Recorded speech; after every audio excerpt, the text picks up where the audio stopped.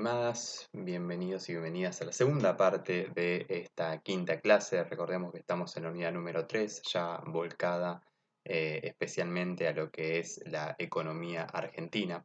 En este caso, dentro de este periodo que hemos mencionado, vamos a comentar dos que personalmente considero muy importantes, no solamente para pensar las políticas a largo plazo, sino también para ver qué ocurría, ¿no?, en este siglo XIX y qué tendría efectos en la economía argentina. En primer lugar, habíamos dicho que la Revolución de Mayo y la Revolución de la Independencia habían generado habían consolidado el libre comercio, el liberalismo en la economía de nuestro país. En este punto vamos a ver un librito de un autor denominado José María Rosa. Él es un autor de la escuela revisionista. ¿Qué significa esto? Una serie de autores que a principios del siglo XX generaron una serie de materiales que cuestionaban la historia oficial narrada hasta ese momento, ¿no? Bueno, José María Rosa es uno de sus principales exponentes, tiene todo un librito, este librito que se denomina Defensa y Pérdida de nuestra Independencia Económica, en la cual es muy crítico de ciertos acontecimientos ocurridos en el siglo XIX. Así que vamos a leerlo, vamos a analizar uno que para mí es fundamental y vamos a analizar un segundo para ver los efectos del proteccionismo, que también fueron medidas que se tomaron en ese momento, en la cual él está a favor. El primero es sobre el primer empréstito de nuestro país, ¿sí? Cuando hablamos de un empréstito hablamos de nuestra primera deuda. A mí me parece, insisto, cada vez que da esta clase yo conversaba sobre lo que pasó en los últimos años. Bueno, hoy lo estamos viendo en un contexto de renegociación de deuda externa. Porque ya desde allí nosotros deberíamos saber los efectos de endeudarse irresponsablemente, ¿sí? En 1822, Rivadavia comienza la negociación de un préstamo de Inglaterra por 1 millón de libras esterlinas. En aquel momento equivalía a 5 millones de pesos fuertes. El pretexto era construir un muelle para el puerto de Buenos Aires, construir obras públicas, ¿sí? Y a su vez también construir una serie de puertos bien en los ríos del litoral para poder comerciar mejor los productos de exportación. En aquel momento, Rivadavia era ministro de Gobierno y Relaciones Exteriores.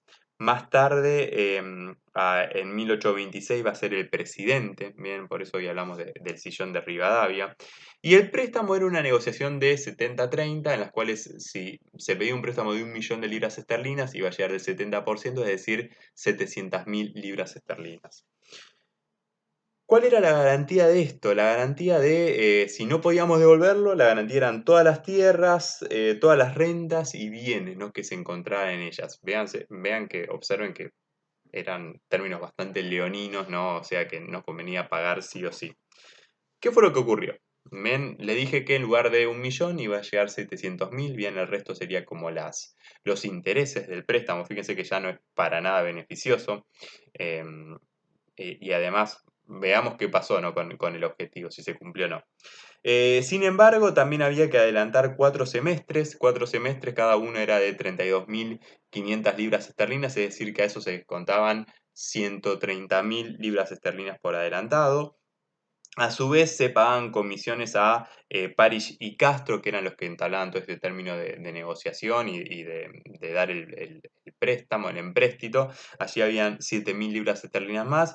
Y finalmente el 3.000 libras para los gastos de operación. Bien, todo eso sumado llevó a que en verdad se pidiera un préstamo de 1 millón de libras esterlinas, pero llegaran 560.000 libras esterlinas, ¿no? Fíjense lo negativo que terminó resultando.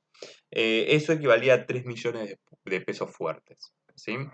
Sin embargo, no llegaron en oro, sino que llegaron en letras de cambio, y con esas letras, con ese capital, no se construyó ni el muelle, ni las obras públicas, ni los puertos, sino que se constituyó el Banco Nacional, que lo que hizo, brindó una serie de préstamos a comerciantes que luego no se reembolsaron, ¿sí?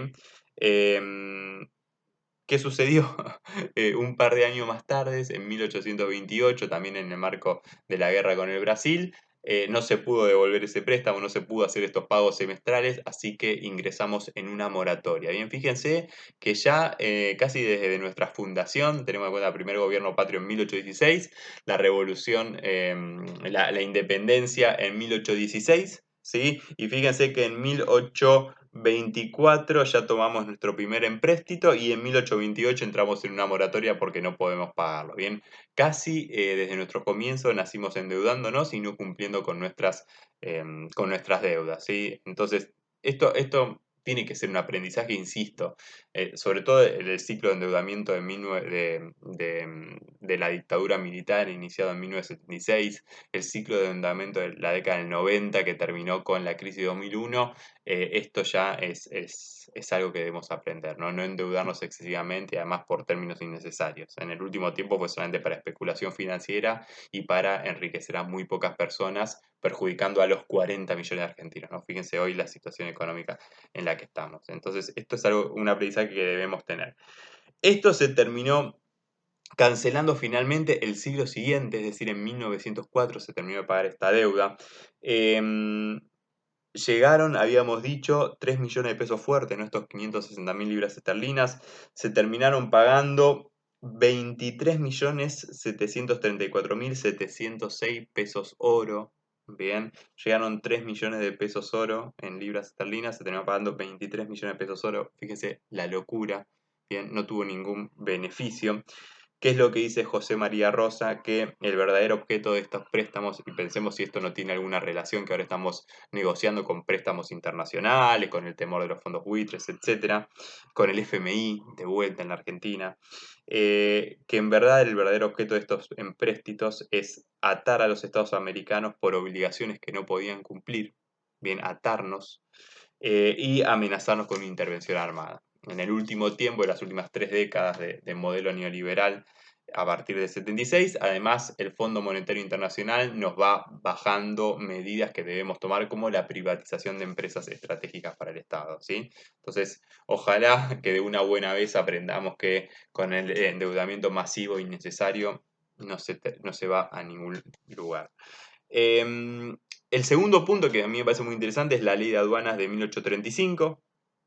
Esto se sancionó durante el gobierno de Rosas, bien de la provincia de Buenos Aires. A ver, la ley de aduanas es una medida proteccionista que pone fin al liberalismo y al libre mercado que se había adoptado. Tenía podemos decir, un doble propósito. En primer lugar, defender a los productos nacionales, bien especialmente las manufacturas criollas, pero también la riqueza agrícola y ganadera de nuestro país, ¿no? que era uno de nuestros fuertes. ¿Cómo se hizo esto? ¿En qué se basaba la ley de aduanas? Bueno, en primer lugar, se prohibía el ingreso de productos que nosotros teníamos de sobre y que no eran necesarios, o se iban poniendo impuestos de entre el 25 y el 50% según las necesidades del país. Bien, fíjese que los impuestos eran altos. Si producíamos un poco, bueno, un 25%. Si convenía no importar, 50%, ¿sí? O sea, había una gama de impuestos e incluso la prohibición.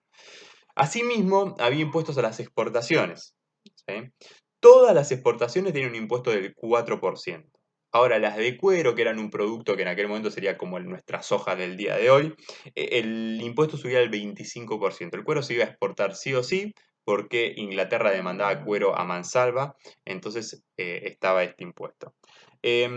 Asimismo, había una serie de beneficios para países latinoamericanos. También se beneficiaba la Marina Mercante Argentina, los buques y barcos de bandera nacional no pagan impuestos, en cambio los barcos extranjeros pagan un impuesto del 17%, bien, o sea, hay un estímulo también a que se utilicen barcos nacionales. Se prohibía exportar, más adelante se prohibió exportar también oro y plata. Entonces, ¿cuál fue la consecuencia de esta ley de aduanas, bien, de estas medidas proteccionistas? La consecuencia fue que se recuperó la actividad económica, se recuperó la producción de manufacturas, se generaron con los impuestos a las importaciones, se generaron condiciones para competitividad. Bien, ¿qué significa esto? Que a poner impuesto a la importación aumenta el nivel del producto que llega y esto lo pone en un nivel de equilibrio para que nuestros productos nacionales puedan competir. Y además generó también todo un bienestar económico, ¿no? De hecho, ahí el texto señala todo un agradecimiento de las provincias por las medidas que tomó Rosas, que benefició a las economías regionales. Una última consecuencia es que aumentaron las exportaciones, disminuyeron las importaciones, en consecuencia había una balanza comercial favorable, bien, y una acumulación de riqueza. Esta medida y estas medidas, este proteccionismo se pone fin o comienzan a tener su fin en la batalla de Caseros en 1852, cuando Urquiza bien vence a Rosas. Recordemos que Urquiza era como el caudillo de Entre Ríos, ¿bien? Está por allí el Palacio Urquiza. Entonces, bueno, Rosas es derrotado, Urquiza toma el poder y vuelven a tomarse todas estas medidas del libre cambio, es decir, que beneficia, tienen un espíritu liberal. ¿Sí? Y bueno, un año más tarde, en 1853, va a estar la primera constitución nacional. ¿Sí? Entonces, me parece que este librito, y ya es una clase breve, este librito de José María Rosa, tiene estos dos datos muy interesantes, ¿no? En primer lugar, el primer empréstito, ver cómo no se cumplieron los objetivos, bien, nos terminó atando a responsabilidades innecesarias que no teníamos. Para mí esto es un aprendizaje, el endeudamiento de la década del 70, de la década del 90 también debería haber sido otro aprendizaje.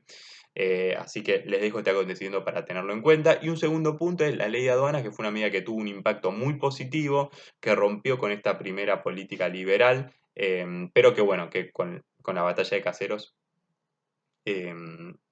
volvieron estas perspectivas y estas ideas liberales, ¿no?